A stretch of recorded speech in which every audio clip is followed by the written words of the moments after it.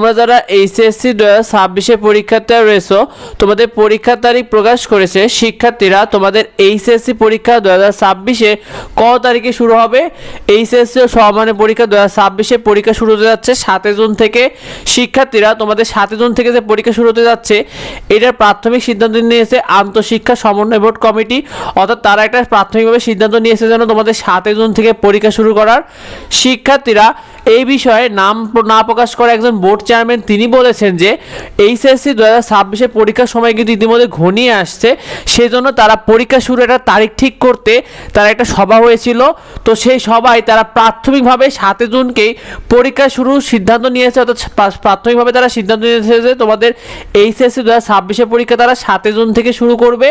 শিক্ষার্থীরা, এর আগে তোমরা কুমিল্লা শিক্ষা বোর্ড থেকে নোটিশ দেখেছিলে। সেই নোটিশে বলা হয়েছিল কুমিল্লা শিক্ষা বোর্ডে যে তোমাদের এইচএসসি ও সমমান 2026 পরীক্ষা তারা শুরু হতে চেয়েছিল, 16 জুলাই সম্ভাব্য তারিখ দিয়েছিল। তবে এইটা আর থাকবে না শিক্ষার্থীরা।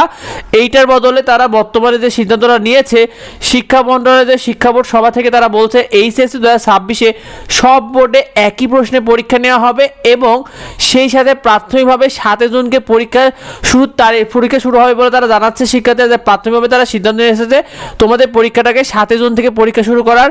আর তোমাদের পরীক্ষা রুটিন এপ্রিলের প্রথম সপ্তাহের মধ্যে সম্ভাব্যভাবে প্রকাশ হয়ে যেতে পারে। শিক্ষার্থীরা, আমাদের এডুবঙ্গ ইউটিউব চ্যানেল, এডুবঙ্গ ফেসবুক পেজে তুমি যাবতীয় আপডেটগুলো পেয়ে যাবে। সেজন্য আমাদের এডুবঙ্গ ইউটিউব চ্যানেলকে সাবস্ক্রাইব করে রাখো, এডুবঙ্গ ফেসবুক পেজ রয়েছে সেটাকে ফলো দিয়ে রেখো।